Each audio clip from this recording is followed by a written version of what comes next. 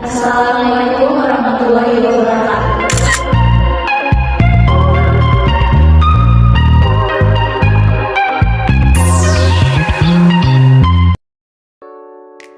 Perkenalkan, nama saya Risma Sintia Putri dengan NPM 0101215156. Perkenalkan, nama saya Elviani Permatasari dengan NPM 0101211157. Perkenalkan, nama saya Anissa Nursabila dengan NPM 0101211171. Perkenalkan, nama saya Lutfi Lestari dengan NPM 0101211183. Perkenalkan, nama saya Zanuardi Erwati dengan NPM 0101211185.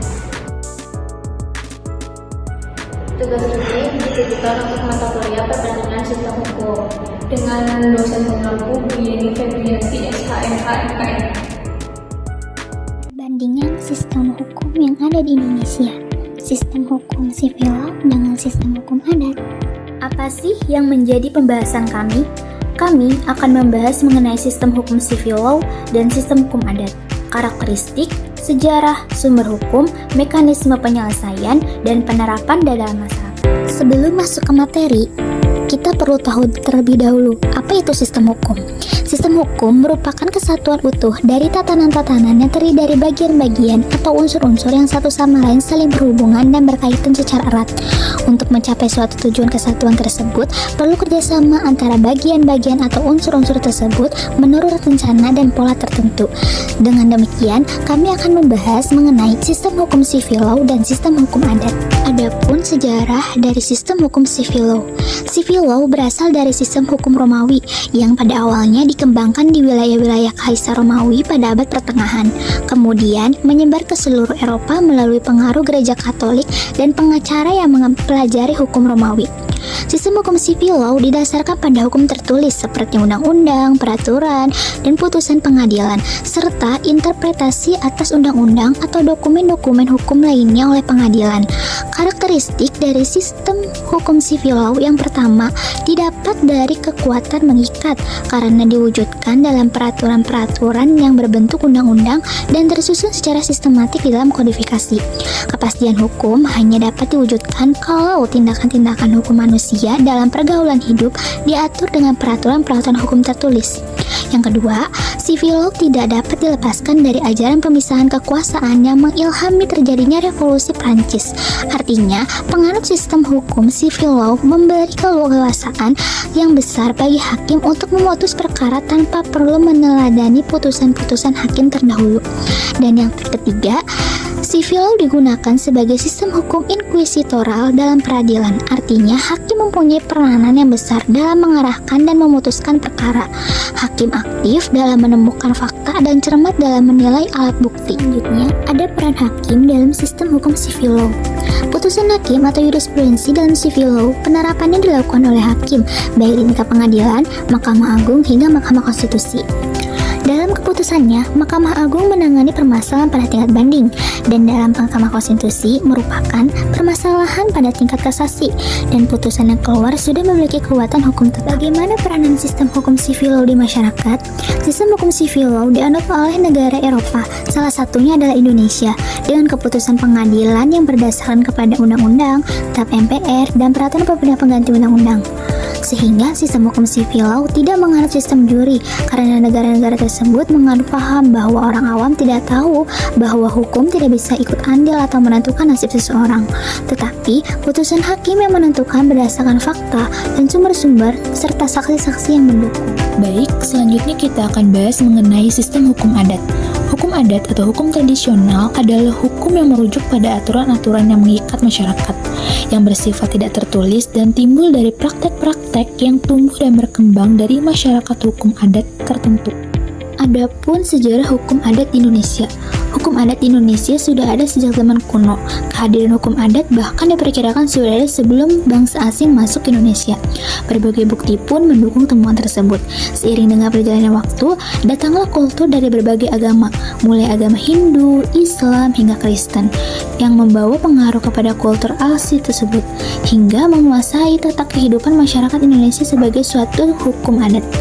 Dari sumber-sumber hukum adat tersebut, dapat kita ketahui bahwa hukum adat telah hidup lama di tengah masyarakat Indonesia. Oleh karena itu, hukum adat yang ada kini hidup dan berlaku di masyarakat merupakan hasil akulturasi antara peraturan-peraturan adat istiadat zaman pra-Hindu dengan peraturan-peraturan hidup yang dibawa oleh ketiga kultur agama tersebut. Keberagaman hukum adat di Indonesia. Keberagaman hukum adat di Indonesia mencakup berbagai aspek kehidupan masyarakat. Keberagaman suku adat juga tercermin dalam berbagai upacara adat di berbagai daerah di Indonesia. Sebagai contoh, di Lampung, terdapat upacara adat Ngebabali yang dilaksanakan oleh setiap warga apabila ingin membuka ladang baru, mendirikan rumah baru, atau hanya sekedar membersihkan tempat. Layaknya hukum lainnya di Indonesia, hukum adat pun memiliki sumber hukum, yaitu adat istiadat atau kebiasaan yang merupakan tradisi rakyat, kebudayaan tradisional rakyat, ugaran atau kaidah dari kebudayaan Indonesia asli, perasaan keadilannya hidup dalam masyarakat, pepatah adat, jurisprudensi adat, dokumen-dokumen yang hidup pada waktu itu yang memuat tentang ketentuan-ketentuan hukum yang hidup, kitab-kitab hukum yang pernah dikeluarkan oleh raja-raja, doktrin tentang hukum adat, dan hasil-hasil penelitian tentang hukum, serta nilai-nilai yang tumbuh dan berlaku dalam masyarakat. Adapun dasar hukum yang mengesahkan berlakunya hukum adat di Indonesia, yaitu Dekret Presiden tanggal 5 Juli tahun 1959 yang menjadi dasar berlakunya kembali Undang-Undang Dasar 1945. Yang kedua, Aturan Peralihan Pasal 2 Undang-Undang Dasar 1945 serta Pasal 24 Undang-Undang Dasar tahun 1945 tentang Kekuasaan Kehakiman Pasal 7 Angka 1 Undang-Undang Nomor 14 tahun 1970 tentang pokok-pokok kekuasaan kehakiman. Bagaimana hukum adat dalam menyelesaikan permasalahan atau sengketa yang terjadi? Mekanisme penyelesaian sengketa dalam hukum adat dapat beragam, tergantung pada tradisi dan kebiasaan setempat. Namun secara umum terdiri dari beberapa tahapan.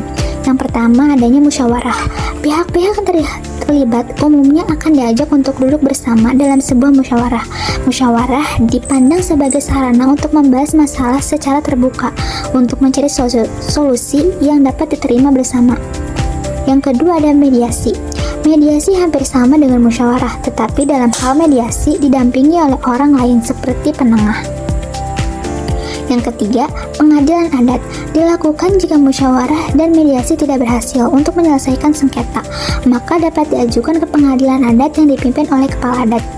Lalu ada lembaga adat. Dalam menyelesaikan permasalahannya memiliki peraturan yang lebih spesifik dalam menyelesaikan sengketa berdasarkan tradisi dan hukum adat yang berlaku. Dan yang terakhir ada penyelesaian dengan restorasi keadilan. Restorasi keadilan bertujuan untuk memperbaiki kerusakan hubungan sosial yang mungkin terjadi akibat sengketa tersebut. Penerapan hukum adat dalam kehidupan masyarakat. Hukum adat akan menjadi bagian dari kebudayaan pada suatu daerah. Jika dilihat pada kenyataannya saat ini, masih banyak masyarakat desa yang secara kuat memegang teguh adat dalam masyarakat. Penerapan hukum adat pada masyarakat ini terbilang sangat kuat. Segala kepercayaan yang telah ada sejak dulu tetap dipegang teguh dan diwariskan pada setiap keturunan hingga kepercayaan tersebut menjadi suatu hukum. Setiap orang juga selalu berusaha untuk mengingatkan anak cucunya agar tidak sampai melanggar hukum yang telah dipercaya dan disepakati sejak dulu. Karena masyarakat hukum adat masih percaya apabila ada yang melanggar akan mendapat malapetaka. Demi tercapainya penerapan hukum adat, maka setiap warga akan saling mengingatkan satu sama lain. Dengan saling mengingatkan satu sama lain, maka rasa solidaritas akan terus terpupuk sehingga kesatuan masyarakat dapat terwujud.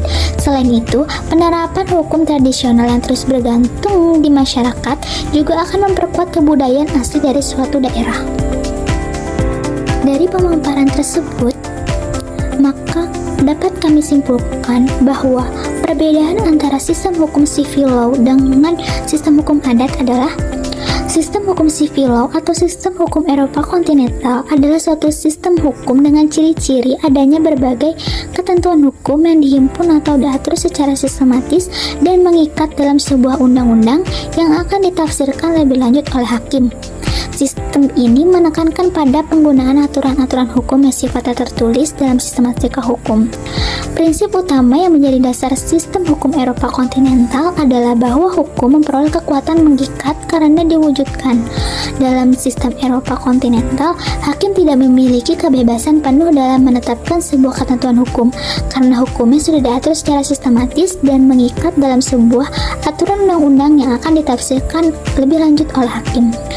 Sementara itu, hukum adat adalah sistem hukum yang bersifat tradisional dengan berpangkal kepada kehendak nenek moyang serta dapat menyesuaikan diri dan elastis. Hukum adat lazimnya adalah menyelesaikan perkara mereka menggunakan metode musyawarah dengan orang tertua. Are you down for this?